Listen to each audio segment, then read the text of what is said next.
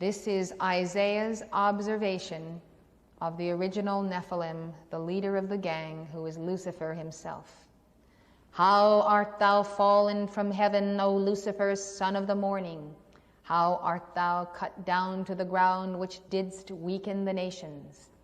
For thou hast said in thine heart, I will ascend into heaven.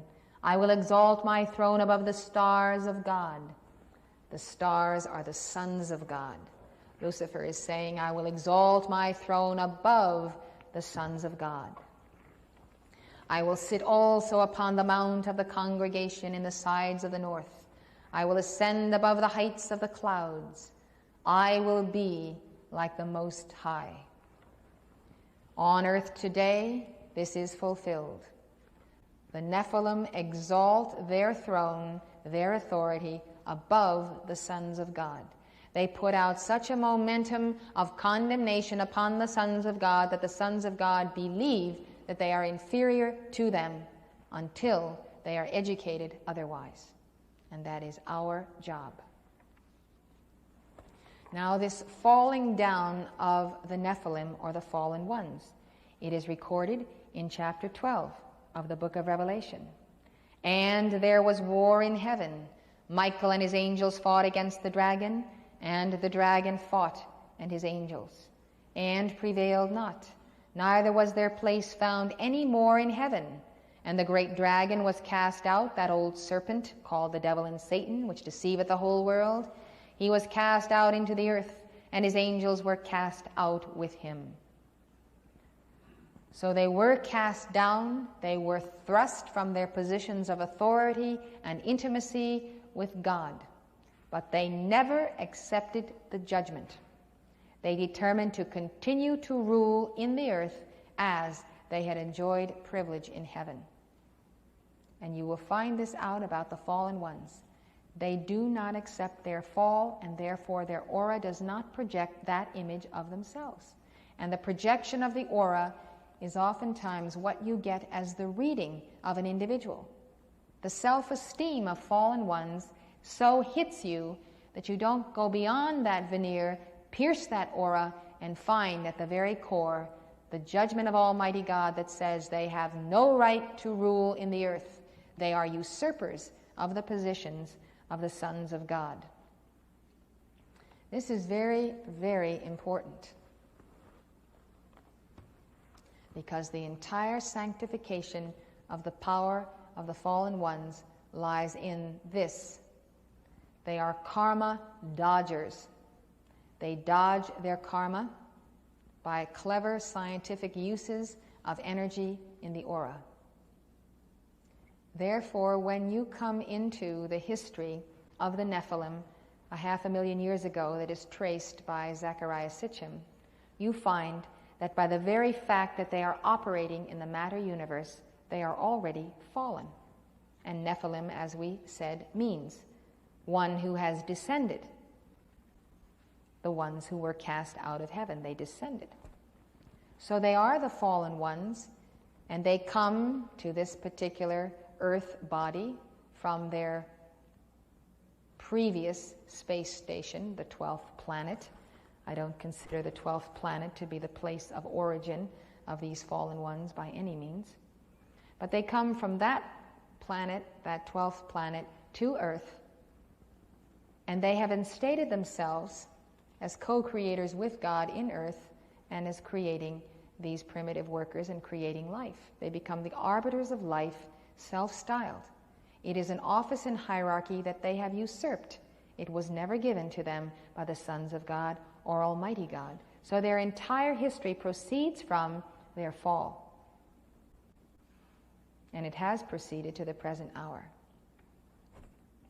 The combination of Darwinism, Spencer's theories, eugenics, the economic theories of Malthus, laid the ideological framework for the population explosion, which was an eruption of elite fury directed by the V's and X's of Galton's scheme against the A's, or the dysgenic or genetically unsound types, the little people of the earth.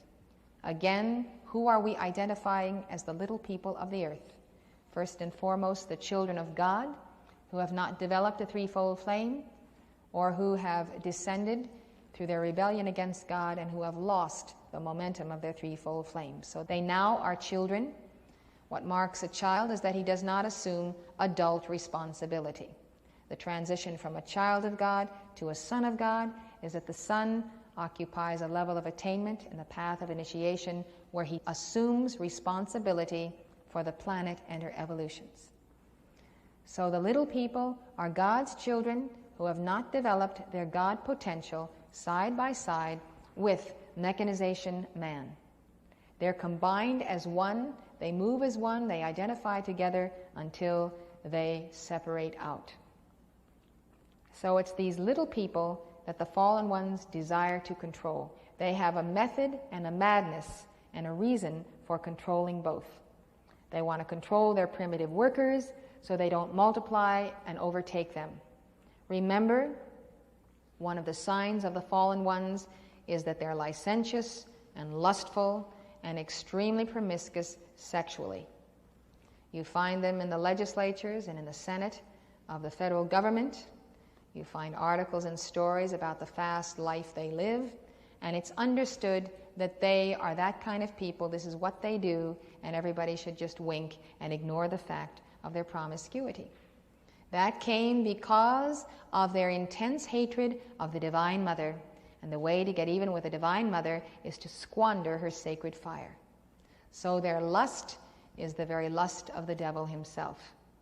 This lust then caused the Nephilim to rebel against the purity of their own lineage and to begin to have relations with the primitive workers. This is what enraged Enlil, that the primitive workers were becoming more and more advanced, far beyond the controllable situation when they had the perfect worker created by Enki, and he had just enough intelligence to perform certain tasks, but not too much to overthrow his overlords. So the Nephilim, in their lust, went beyond this, and the giants that were in the earth in those days came down and took unto themselves daughters of the children of men. So they cohabitated with the little people, both mechanization man and children of the light. And that cohabitation watered down the Nephilim. The offspring were part Nephilim and part of the lesser creation.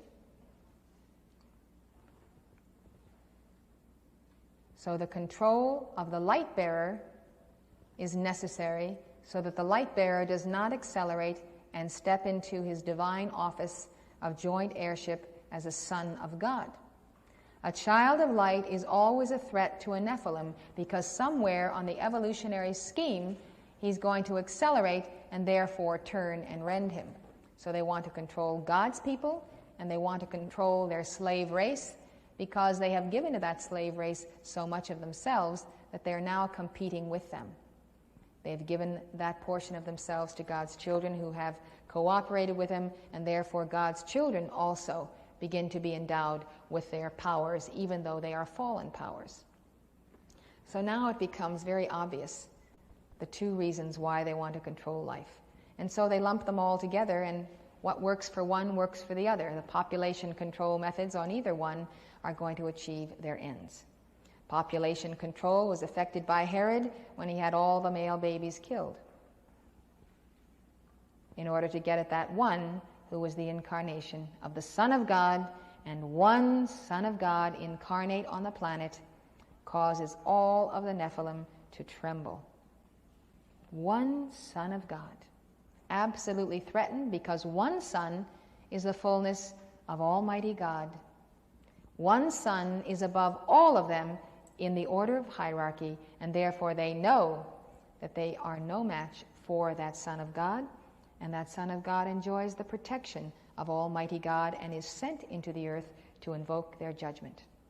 So with all the power of the power elite, they quake and they tremble before David and his sling.